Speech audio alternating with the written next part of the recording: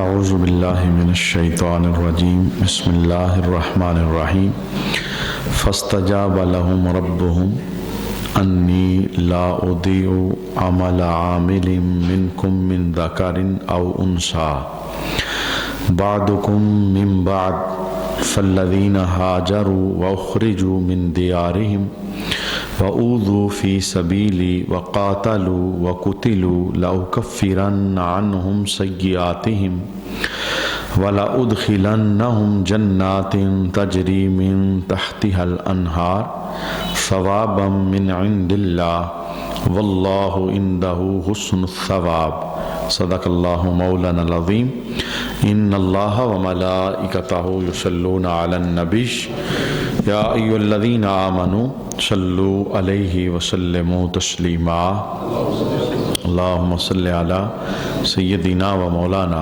محمد وعلی آل سیدنا و مولانا محمد وبارک وسلم وصلی علیہ صلاۃ والسلام علیک یا سیدی یا رسول اللہ صلاۃ والسلام علیک یا سیدی یا حبیب اللہ صلاۃ والسلام علیک یا سیدی یا شفیع المذنبین وعلی آلک واصحابک یا سیدی یا رحمت للعالمین۔ تو ان کے رب نے ان کی دعا قبول فرما لی کہ میں تم میں سے عمل کرنے والوں کے عمل کو ضائع نہیں کروں گا، وہ مرد ہو یا عورت، تم آپس میں ایک ہی ہو۔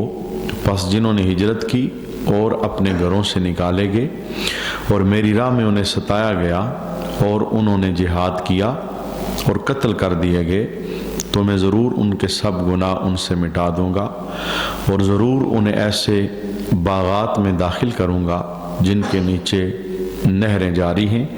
یہ اللہ کی بارگاہ سے اجر ہے اور اللہ ہی کے پاس اچھا ثواب ہے۔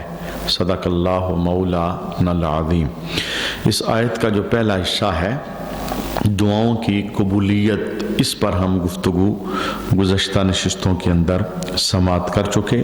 رب کائنات نے فرمایا بعضکم من بعض، تم آپس میں ایک ہی ہو۔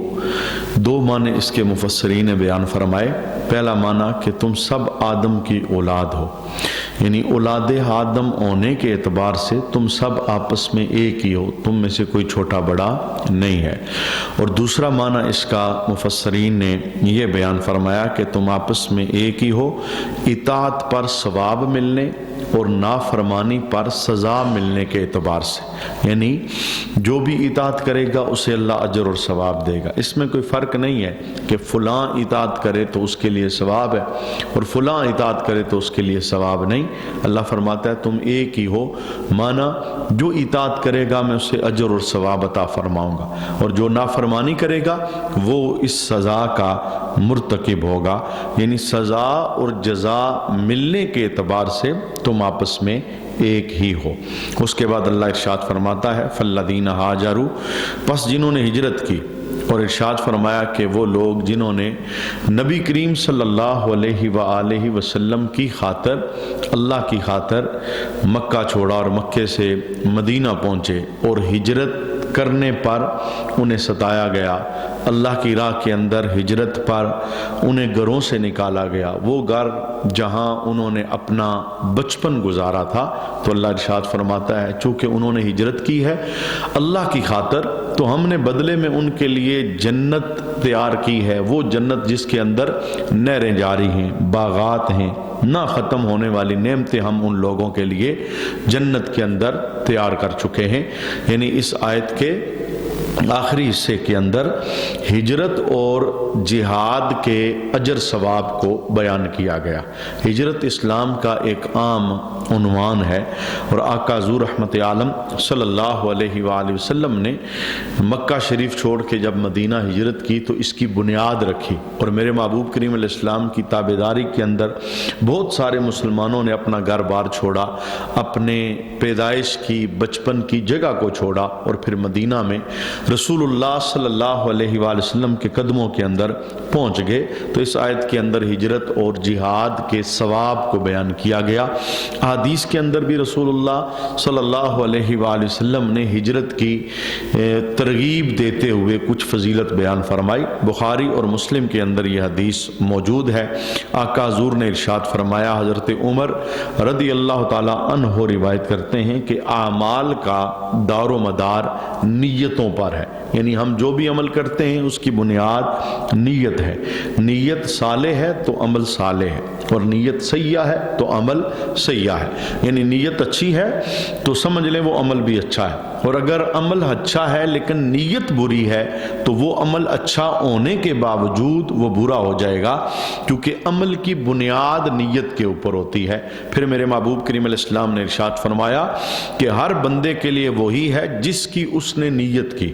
چونکہ ٹاپک اور عنوان اسپیشل ہجرت کا تھا تو رسول اللہ صلی اللہ علیہ وسلم نے ہجرت کی بات ارشاد فرمایا جس بندے نے ہجرت کی اللہ اور اس کے رسول کی طرف، یعنی گھر بار چھوڑا صرف اللہ کے لیے، گھر بار چھوڑا صرف اللہ کی رضا اور رسول اللہ کی رضا کے لیے، تو میرے محبوب فرماتے ہیں جس نے ہجرت کی اللہ کے لیے اور رسول کے لیے تو نیت کی وجہ سے اس کی ہجرت اللہ ہی کی طرف ہے اور رسول ہی کی طرف ہے، اللہ اسے اس کی جزا عطا فرمائے گا۔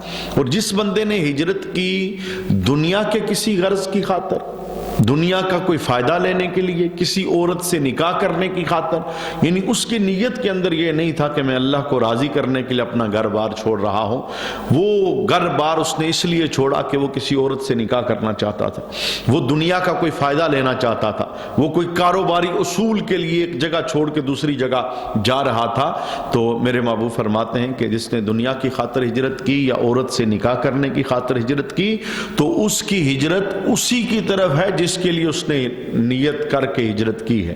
یعنی اس حدیث سے ہمیں یہ پتہ چلا کہ ہمارے جتنے بھی اعمال ہیں ان کی بنیاد نیت پر قائم ہے، وہ نماز ہو تو اس سے پہلے نیت، روزہ ہو تو اس سے پہلے نیت، زکوٰۃ کی ادائیگی ہو تو اس سے پہلے نیت، قربانی کے جانور کے گلے پہ چھری پھیرنی ہو تو اس سے پہلے نیت، کعبہ شریف کے چکر کاٹنے ہوں تو اس سے پہلے نیت، کوئی بھی صالح عمل کرنا ہو تو اس عمل کی قبولیت کی شرط اس کی بنیاد کے اندر نیت ہے۔ نیت اچھی ہوگی، بعض اوقات یوں ہوتا ہے کہ نیت بندے کی اچھی ہے، نہ کر کے بھی وہ ثواب لے لیتا ہے، یعنی کام نہیں کیا لیکن نیت اچھی تھی اس نے ثواب لے لیا۔ مثال کے طور پہ حدیث کے اندر موجود ہے، آقا حضور رحمت عالم صلی اللہ علیہ وسلم نے 4 بندوں کا حال بیان فرمایا، پہلے 2 کا پھر 2 کا۔ حضور رحمت عالم صلی اللہ علیہ وسلم ارشاد فرماتے ہیں ایک بندہ وہ ہے جسے رب نے علم دیا ہے اور مال دیا ہے، اور ان کے برابر کے اندر 2 بندے وہ ہیں جن کے پاس نہ علم ہے نہ مال ہے، ایک ایک چیز ہے، اور پھر ان کی حضور رحمت عالم صلی اللہ علیہ وسلم نے فضیلت کو بیان فرمایا۔ وہ فضیلت کیا ہے؟ فرمایا ایک بندے کو اللہ نے مال دیا اور ساتھ علم بھی دیا، یعنی وہ علم اسے بتاتا ہے کہ مال کہاں پہ لگانا ہے، مال ہے اور علم بھی ہے، روشنی ہے، وہ مال اچھی جگہوں پہ لگاتا ہے، خیر والی جگہوں پہ لگاتا ہے۔ یہ بندہ جس کے پاس علم ہے اور مال ہے، علم کی روشنی میں مال اچھی جگہوں پہ رب کو راضی کرنے والی جگہوں پہ لگاتا ہے، تو حضور فرماتے ہیں اس کے برابر میں ایک بندہ ہے جس کے پاس علم تو ہے پر مال نہیں، یعنی یہ نور تو وہ رکھتا ہے، روشنی رکھتا ہے کہ علم کے ذریعے جانتا ہے مال کہاں لگانا چاہیے، کہاں خرچ کرنا چاہیے، لیکن مال ہے نہیں۔ اب اس نے پہلے بندے کو دیکھا جس کے پاس علم بھی تھا اور مال بھی تھا، یہ خیر والی جگہوں پہ لگا رہا تھا۔ دوسرا بندہ جس کے پاس علم ہے پر مال نہیں، اس نے اسے دیکھ کر ایک نیت کی۔ نیت کیا کی؟ اس نے کہا مولا اگر میرے پاس مال ہوتا تو جس طرح تیرا یہ بندہ تیری راہ میں دے رہا ہے میں بھی اسی طرح تیری راہ میں دیتا۔ اب میرے محبوب فرماتے ہیں جو دوسرا بندہ ہے اس نے مال لگایا نہیں، نہ اس نے زکوٰۃ دی چونکہ لازم نہیں تھی، نہ اس نے صدقہ دیا چونکہ خود غریب تھا اور صدقہ دینے کے قابل نہیں تھا، نہ اس نے مال خرچ کر کے کوئی نیکی کمائی۔ اس نے ایک نیک مالدار کو دیکھا جو علم رکھتا تھا، اچھی راہوں پر مال خرچ کرتا تھا، اسے دیکھ کر اس نے ایک ارادہ کیا، کیا مولا اگر مجھے مال ملتا میں اس طرح تیری راہ کے اندر خرچ کرتا۔ اللہ کے حبیب ارشاد فرماتے ہیں وہ مالدار جسے علم ملا تھا اس نے جہاں جہاں نیکی کے کاموں میں مال لگایا، اس دوسرے کو رب نیت پر وہاں وہاں لگانے کا اجر اور ثواب عطا فرمائے گا۔ اب دیکھیں کام تو کوئی نہیں کیا اس نے، زکوٰۃ تو وہ دے رہا ہے، یہ تو اسے دیکھ کے نیت کر رہا ہے، مولا میرے پاس ہوتا تو میں بھی دیتا، میرے پاس ہوتا میں بھی تیری راہ میں لگاتا۔ اچھی نیت کی وجہ سے رب العالمین اسے اجر اور ثواب عطا فرما رہے۔ اب بری نیت کی بھی میرے محبوب نے مثال ارشاد فرمائی، فرمایا ایک وہ بندہ ہے جس کے پاس مال تو ہے پر علم نہیں، یعنی مالدار ہے پر اس کے پاس علم کی روشنی نہیں کہ میں مال اپنا لگاؤں کہاں۔ وہ مال لگاتا ہے گناہ والی جگہ پہ، وہ مال لگاتا ہے شیطانی کاموں میں، وہ مال لگاتا ہے اللہ کی ناراضگی والی جگہوں پر، وہ مال کا حق ادا نہیں کرتا، زکوٰۃ ادا نہیں کرتا، وہ اللہ رب العالمین کے دیے مال میں سے حج کرنے رب کے دربار میں نہیں جاتا، جو اس پر حقوق لازم ہے وہ ادا نہیں کرتا، اور مال کو شیطانی کاموں کے اندر رب کی مخالفت والی جگہوں پہ خرچ کرتا ہے۔ حضور فرماتے ہیں اس کے برابر کے اندر ایک اور بندہ ہے جس کے پاس نہ علم ہے نہ مال، یعنی دونوں طرف سے بالکل کنگال ہے، علم بھی نہیں رکھتا روشنی اور مال بھی نہیں رکھتا۔ یہ اس بندے کو دیکھتا ہے کہ جس کے پاس علم تو نہیں پر مال ہے اور یہ گناہ کی جگہوں پہ لگاتا ہے، یہ اسے دیکھ کے کہتا ہے میرے پاس مال ہوتا تو میں اس کی طرح مال لگاتا، یعنی جیسے یہ اڑا رہا ہے میں بھی اڑاتا، جیسے یہ گناہ کے کاموں پہ لگا رہا ہے، شراب خانوں پہ، بدکاری کے اڈوں پہ، جوے پہ، دیگر جگہوں پہ، تو میں بھی ایسا کرتا۔ یعنی اسے دیکھ کر اس بندے نے ایک نیت کی جس کے پاس نہ علم تھا نہ مال تھا، نیت کیا کی؟ میرے پاس ہوتا تو میں بھی کرتا۔ تو رسول اللہ ارشاد فرماتے ہیں کہ اس نے کیا تو نہیں، لیکن بری نیت کی وجہ سے جہاں جہاں وہ گناہ میں لگائے گا اس گناہ کے اندر رب اسے بھی شمار فرمائے گا۔ یہ ہے یعنی نیت کا دار و مدار کہ بندہ کام نہیں کر رہا اجر میں شریک ہو رہا ہے، کام نہیں کر رہا گناہ میں ملوث اور شریک ہو رہا ہے۔ لہٰذا انسان کو ہمیشہ اپنی نیت کی اصلاح کرتے رہنا چاہیے، یہ بڑا مجاہدے والا کام ہے، چونکہ نیت دل کے ارادے کا نام ہے، اور دل وہ جگہ ہے جہاں پر رب العالمین کی نگاہ ہے۔ میں کہتا ہوں خیال تو یہ ہے نا کہ ہم کوئی چیز سوچیں تو اللہ جان لے، ہمارے دل میں خیال بعد میں پیدا ہوتا ہے، اللہ پہلے جان لیتا ہے، اللہ جانتا ہے ہمارے دل میں کیا ہے، ہماری نیت کیا ہے، ہمارا ارادہ کیا ہے۔ تو لہٰذا جب ہمارا دل، ہماری نیت، ہمارے ارادے ہر وقت رب العالمین کے دربار میں ہیں، وہاں سے ہم چھپ نہیں سکتے، کوئی بات چھپا نہیں سکتے، تو لہٰذا ہمیں خالص اپنے ارادے اور خالص نیتیں رکھنی چاہیے۔ اور دوسری بات یہ کہ کسی بندے کے کسی عمل پر ہم فتویٰ نہیں لگا سکتے، یہ کام اچھا کر رہا ہے یہ برا کر رہا ہے، ہو سکتا ہے اس کی نیت ٹھیک ہو، یہ نہیں، چونکہ نیت ایسی ہے، یہ دل کا ارادہ ہے۔ ایک جنگ کے موقع پر ایک بندہ ایک کافر کو قتل کرنے لگا، صحابی کا واقعہ، یعنی کافر کے گردن اتارنے لگا، تو اس نے آگے سے کیا کہا؟ میں کلمہ پڑھتا ہوں۔ اس نے کہا اشہدو اللہ الہ الا اللہ، میں کلمہ پڑھتا ہوں، اللہ کی گواہی دیتا ہوں، مجھے قتل نہ کرنا۔ تو انہوں نے یہ سمجھا کہ یہ ڈر کے کلمہ پڑھ رہا ہے، یعنی یہ سمجھا، یہ فتویٰ لگا کر انہوں نے گردن اتار دی۔ جب جنگ ختم ہوئی، فیصلہ رسول اللہ کے دربار میں پہنچا کہ یا رسول اللہ اس طرح ایک بندے نے کلمہ پڑھ لیا تھا، لیکن میں نے اس کی گردن اتار دی، یہ سوچتے ہوئے کہ یہ تلوار کے ڈر سے پڑھ رہا ہے، دل سے نہیں پڑھ رہا۔ تو میرے محبوب نے اس موقع پر جملہ کیا بولا؟ حضور نے فرمایا یہ بتا کیا تو اس کے دل سے ہو کے آیا تھا؟ تجھے کیسے پتا چلا کہ وہ دل سے نہیں پڑھ رہا؟ تمہارے سامنے زبان تھی، تمہیں اعتبار زبان پہ کرنا چاہیے، جب اس نے زبان سے کہہ دیا تو تم تو بری تھے، تم گردن نہ اتارتے، تمہیں کیسے پتا چلا کہ وہ دل سے نہیں پڑھ رہا؟ ہمارے ہاں بہت سارے لوگ نیتوں پر بغیر جانے بغیر سمجھے فتویٰ لگاتے ہیں، فلاں کی نیت یہ تھی، فلاں کا ارادہ یہ تھا۔ بارکیف جو بندہ کام کرتا ہے اپنی نیت اپنے ارادے سے وہ واقف ہوتا ہے، تو اس حدیث کے اندر نیت کی فضیلت بھی بیان کی گئی، اور اللہ کی خاطر جہاد اور اللہ کی خاطر ہجرت، اس کا اجر بھی بیان کیا گیا۔ ایک اور حدیث ہے یہ بھی بخاری کے اندر موجود ہے. حضرت ابو ہریرہ رضی اللہ تعالیٰ عنہ روایت کرتے ہیں کہ رسول اللہ صلی اللہ علیہ وسلم نے ارشاد فرمایا کہ جس بندے کو جہاد کرتے ہوئے اللہ کی راہ میں کوئی زخم آ جائے، تیر لگے، تلوار لگے، گولی لگے، اللہ کی راہ کے اندر جہاد کرتے ہوئے جس بندے کو زخم آ جائے، تو میرے محبوب ارشاد فرماتے ہیں کہ جب وہ بندہ قیامت کے دن آئے گا تو اسی طرح اس کے زخم سے سرخ رنگ کے مشک کی طرح کا خون بہہ رہا ہوگا، یعنی اس خون سے خوشبوئیں آ رہی ہوں گی. یعنی یہ اس بات کی دلیل ہوگی کہ اللہ نے اپنی راہ کے اندر اس کے زخم کو قبول فرما لیا. اور یہ ایک مذہب کا قاعدہ اور ضابطہ ہے، بندہ جس حالت میں مرتا ہے اسی حالت میں اٹھایا جاتا ہے. اگر کوئی حج کرتے کرتے مرا تو بزم حشر کے اندر لبیک کی صدائیں لگاتا ہوا اٹھے گا. کوئی قرآن پڑھتے پڑھتے مرا تو بزم حشر میں قرآن پڑھتا ہوا. کوئی سجدہ کرتے کرتے مرا تو بزم حشر میں سجدے کی حالت، یعنی جو جس حالت میں مرتا ہے بزم حشر میں اسی حالت کے اندر اسے اٹھایا جاتا ہے. تو فرمایا رائے خدا کے اندر جس بندے کو زخم لگا تو اس زخم سے قیامت کے دن تازہ خون بہ رہا ہوگا، اور اس خون میں جو خوشبو ہے وہ مشک جیسی خوشبو ہوگی. یعنی اس بات کی دلیل تھی کہ اس نے اللہ کی راہ کے اندر جہاد کیا اور اللہ نے اسے یہ اجر اور ثواب عطا فرمایا. ایک تیسری حدیث ہے یعنی جہاد کی فضیلت پر میرے محبوب نے جس سے بیان فرمایا. حضرت شداد بن عاد رضی اللہ تعالیٰ عنہ فرماتے ہیں کہ ایک دیہاتی بندہ رسول اللہ صلی اللہ علیہ وسلم کے دربار میں حاضر ہوا. اس نے عرض کی یا رسول اللہ صلی اللہ علیہ وسلم میں ہجرت کر کے آپ کے ساتھ آنا چاہتا ہوں. تو میرے محبوب نے اسے اجازت عطا فرمائی. اس نے ہجرت کی، آقا حضور رحمت عالم کے قدموں میں پہنچ گیا.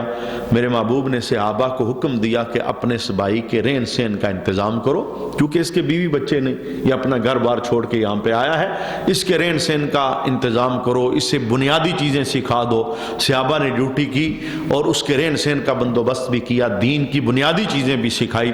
بعد میں وہ دیہاتی بندہ ایک غزوے کے اندر شریک ہوا. تو جب غزوہ ختم ہوا تو مال غنیمت تقسیم ہوا. تو جب مال غنیمت تقسیم ہوا تو اس کا حصہ بھی علادہ کیا گیا. طریقہ کار یہی تھا، مجاہدین جب جہاد کے اندر جاتے تو کافروں کا جو مال ملتا مال غنیمت، اس میں مجاہدوں کا باقاعدہ حصہ ہوتا تھا. تو وہ مال جو اس کا حصہ تھا جب اس تک پہنچایا گیا، صحابہ لے کے گئے کہ تمہارا حصہ رسول اللہ صلی اللہ علیہ وسلم نے دیا ہے. اس نے کہا یہ کیا ہے؟ کہا یہ مال غنیمت ہے، تم جو جہاد میں گئے اس کا یہ حصہ ہے. تو وہ اپنے حصے کا مال لے کے رسول اللہ صلی اللہ علیہ وسلم کے دربار میں پہنچا. عرض کرتا یا رسول اللہ یہ کیا ہے؟ حضور نے فرمایا یہ مال ہے، تو نے جہاد کیا، مال غنیمت میں سے جو تمہارا حصہ تھا وہ تمہیں دیا گیا. تو اس نے عرض کیا رسول اللہ صلی اللہ علیہ وسلم میں نے ہجرت اس لیے نہیں کی تھی کہ مجھے مال ملے، یعنی میرا یہ ارادہ ہی نہیں تھا. حضور نے پوچھا تمہارا کیا ارادہ تھا؟ وہ عرض کرتا ہے یا رسول اللہ میرا ارادہ یہ ہے، میں ہجرت کر کے اس لیے آپ کے پاس آیا ہوں کہ میرے گلے کے اندر تیر لگے، میں شہید ہو جاؤں اور میں جنت چلا جاؤں. میں مال نہیں لیتا. وہ مال ادھر ہی چھوڑ کے نا واپس جہاد کے اوپر چلا گیا. صحابہ کہتے ہیں اب جب دوبارہ جنگ ہوئی، جہاد کے اندر وہ پہنچا، جاتے ہی وہ شہید ہو گیا. اور جب جنگ ختم ہوئی تو اس کی لاش کو رسول اللہ صلی اللہ علیہ وسلم کے پاس صحابہ لے کے آئے. بالکل اسی جگہ پر اسے تیر لگا تھا جس جگہ کا اس نے اشارہ کیا تھا. اس نے کہا تھا حضور میں نے ہجرت اس لیے کی کہ مجھے گلے میں تیر لگے اور میں شہید ہو کے جنت چلا جاؤں. تو صحابہ کہتے ہیں کہ جب ہم نے لاشوں کو اکٹھا کیا تو اس اعرابی اور دیہاتی کی لاش جب اٹھائی ہم نے دیکھا تیر وہاں پر ہی لگا تھا جہاں پر اس نے اشارہ کیا تھا. تو میرے محبوب کریم علیہ الصلوۃ والسلام نے خوش ہو کے کیا کہا؟ حضور نے ارشاد فرمایا کیا یہ وہی شخص ہے جس نے میرے دربار میں آ کے کہا تھا کہ میں نے مال کے لیے ہجرت نہیں کی، میں نے اس لیے کی ہے کہ تیر گلے میں لگے میں جنت چلا جاؤں. تو صحابہ نے عرض کیا رسول اللہ یہ وہی شخص ہے. تو میرے محبوب نے ارشاد فرمایا یہ بندہ اپنی نیت میں مخلص تھا، رب نے اس کے ارادے کو پورا فرما دیا. یعنی اس کی نیت خالص تھی، چاہتا یہ تھا میں شہید ہو جاؤں، تو اللہ نے اس کی شہادت کو قبول فرمایا ہے. پھر میرے محبوب نے فرمایا کہ برکت کے لیے دعا بھی دی اور کفن کے لیے حضور نے اپنا جبہ مبارک دیا. یعنی خوش ہو کر، اور یہ بہت بڑی شان ہوتی تھی، یعنی جس بندے کو محبوب کے جسم سے لگا ہوا کپڑا کفن کے لیے مل جائے وہ بڑا سعادت مند بندہ ہوتا۔ صحابہ تو اس بات کی طلب میں رہتے تھے کہ کوئی ایسا کپڑا میسر آ جائے جو چند لمحے رسول اللہ کے جسم کے ساتھ لگا ہو۔ حدیث کے اندر موجود ہے، میرے محبوب تشریف فرما تھے، ایک عورت آئی، اس نے عرض کی حضور میں آپ کو تحفہ پیش کرنا چاہتی ہوں۔ سرکار نے فرمایا کیا تحفہ ہے؟ اس نے عرض کی حضور میں نے اپنے ہاتھ سے چادر بنائی اور میں یہ چاہتی ہوں کہ آپ اسے زیب تن کر لیں۔ ادھر ہی بیٹھے بیٹھے رسول اللہ نے اس چادر کو زیب تن کیا، وہ عورت چلی گئی، گفتگو تھوڑی دیر جاری رہی، محفل ختم ہوئی، میرے محبوب اٹھ کے جانے لگے تو ایک صحابی آگے بڑھے، انہوں نے عرض کی یا رسول اللہ اگر آپ یہ چادر مجھے تحفے میں دے دیں۔ آپ کو تحفہ عورت نے دیا ہے، آپ یہ تحفہ مجھے دے دیں۔ تو میرے محبوب کی عادت تھی حضور منگتے کو خالی نہیں لٹاتے تھے، کیونکہ اللہ نے حکم جو دیا تھا وَأَمَّا السَّائِلَ فَلَا تَنْهَرْ، محبوب منگتوں کو جھڑکی نہیں دینا۔ کوئی مانگنے والا آیا حضور کے پاس ہوا تو حضور نے فوراً ہی عطا فرما دیا، حضور نے چادر اتاری اور اسے دے دی۔ اب سرکار جب حجرے میں تشریف لے گئے تو باقی صحابہ نے اس صحابی پر طنز کی، لامہ اصحابہ، صحابہ نے تونا لگا آپ نے یہ کیا کیا؟ آپ کو پتا ہے کہ حضور کو یہ چادر بڑی پسند تھی، سرکار کے جسم پر ابھی ابھی آئی ہے، چند دن حضور کو زیب تن کیے رہنے دیتے پھر چادر مانگ لیتے، تم نے فوراً مانگ لی، کیا کرو گے اس چادر کا؟ اس صحابی نے آگے سے کیا عرض کی؟ کہا میں نے دھوپ سے بچنے کے لیے چادر نہیں لی اور میں نے سردی سے بچاؤ کے لیے چادر نہیں لی، میں نے چادر کیوں لی ہے؟ میں نے دیکھا سرکار نے اس چادر کو اپنے جسم سے لگایا ہے، میں نے چادر اس لیے دی ہے لعلی اکفن فیہا، میں سنبھال کے رکھوں گا، جب میں مر جاؤں اسی چادر میں مجھے کفن دینا، رب رسول اللہ کی چادر کی برکت قبر میں مجھے عطا فرمائے گا۔ تو یہ صحابہ کا نظریہ تھا، وہ کپڑا جو حضور کے جسم سے لگ جائے وہ تمنا کرتے تھے اس کپڑے میں ہمیں کفن دیا جائے اور قبر میں اتارا جائے۔ تو یہ اعرابی کتنا خوش نصیب تھا، حضور خوش ہو کے خود ہی اپنا جبہ مبارک اسے دے رہے تھے۔ صحابہ کہتے ہیں کہ حضور نے جبہ بھی دیا اور پھر اسے اپنے سامنے رکھا اور جنازہ پڑھایا، اور جنازہ پڑھانے کے بعد رسول اللہ نے ایک دعا کی، اور یہ دعا خالی اسی کا مقدر تھا۔ وہ دعا کیا تھی؟ آقا حضور نے اللہ کے دربار میں دعا کی، اللہم ھذا عبدک، اے اللہ یہ وہی تیرا بندہ ہے، یعنی رب کے دربار میں اس کی نیت کا تذکرہ کیا، مولا یہ وہی تیرا بندہ ہے، کون؟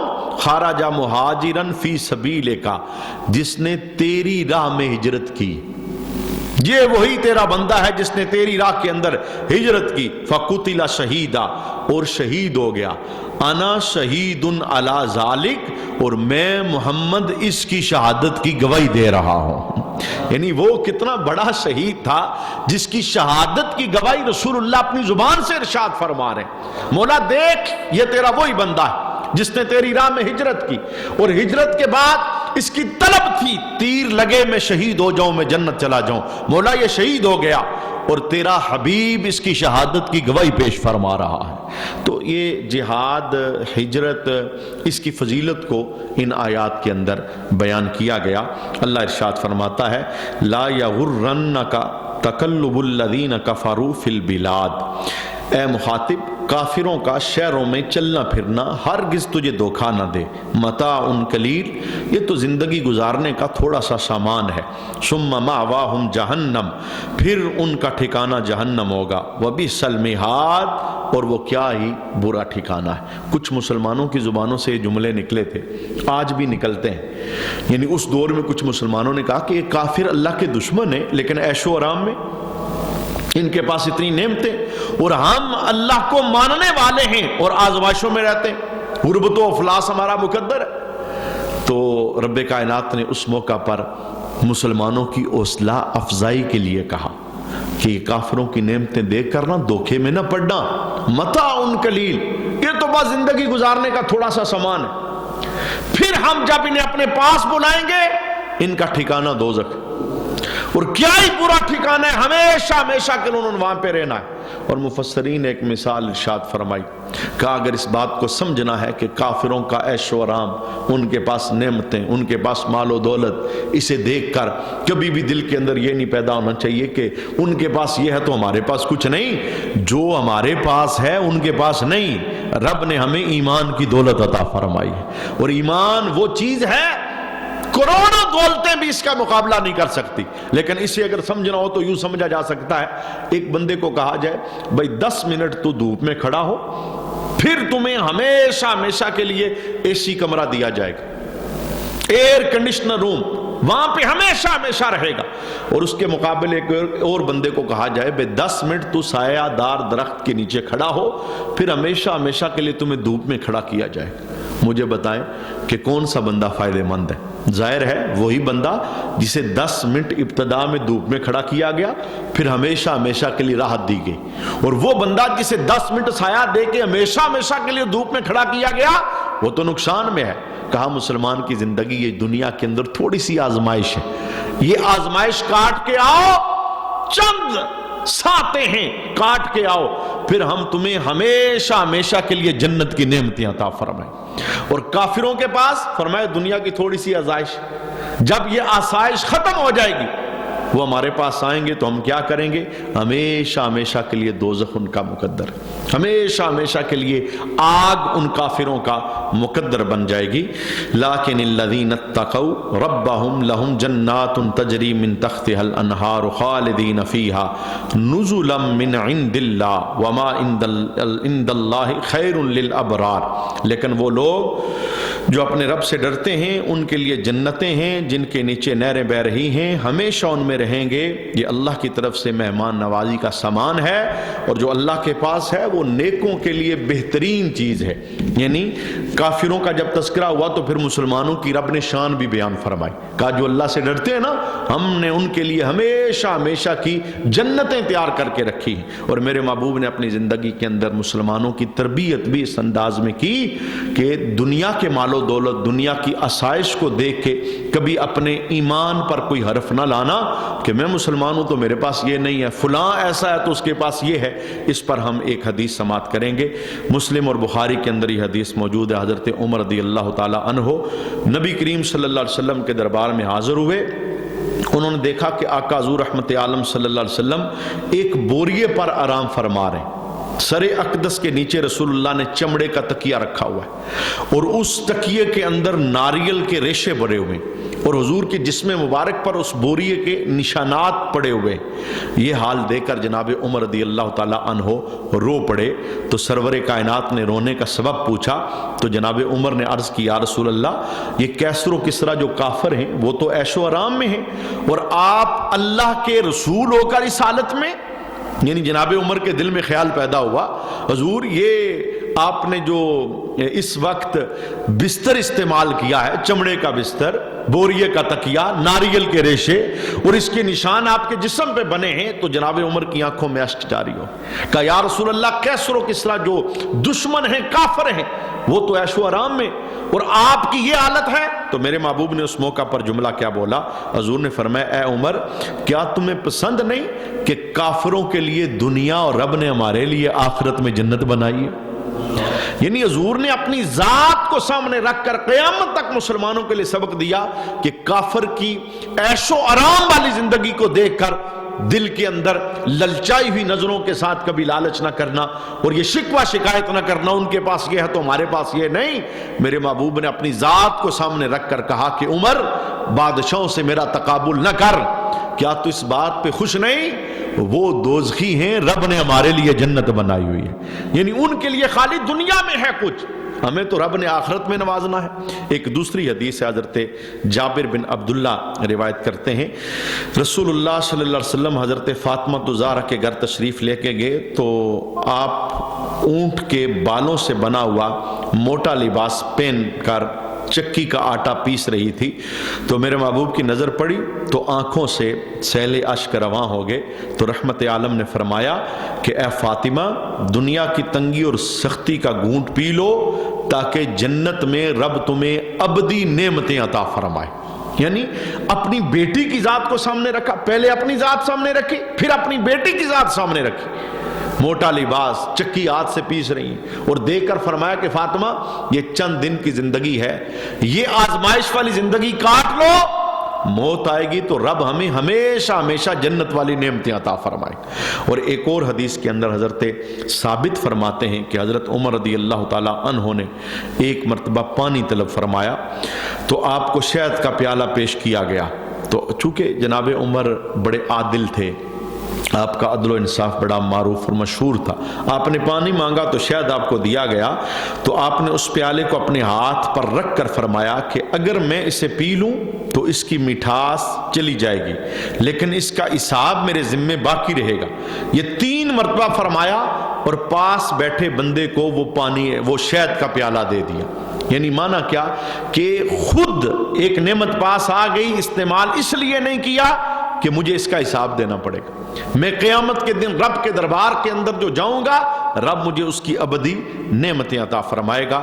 یعنی ان احادیث سے اس بات کو سمجھا جا سکتا ہے کہ دنیا میں اگر کوئی مسلمان آزمائش میں ہو، فقر کے اندر ہو اور غربت کی زندگی بسر کرے، نعمتوں کی فراوانی نہ ہو، اسے شکوہ شکایت نہیں کرنا چاہیے، نہ باقی مسلمانوں کی زندگی کو دیکھ کر جو اس سے عالی ہے، نہ کافروں کی زندگی کو دیکھ کر کہ مسلمانوں کے پاس جو کچھ ہے وہ تو اس کا حق ادا کرتے ہیں، جو مسلمانوں کے پاس ہے وہ بھی ان کے پاس اللہ کی آزمائش ہے. رب مال دے کے بھی آزماتا ہے، لے کے بھی آزماتا ہے، لیکن مسلمان کے لیے دنیا کے اندر جو آزمائشیں ہیں یہ جنت جانے کا سبب بنتی ہیں اور ابدی نعمتوں کا سبب بنتی ہیں. اور کافروں کے لیے جو آسائش ہے خالی دنیا میں ہے، آخرت میں ہمیشہ ہمیشہ کے لیے ان کے لیے دوزخ کو تیار کیا گیا ہے. اللہ کریم ہم سب کو اپنے فضلوں سے جنت عطا فرمائے اور دوزخ جانے والے کاموں سے اللہ بچنے کی توفیق عطا فرمائے. وما علینا الا البلاغ المبین.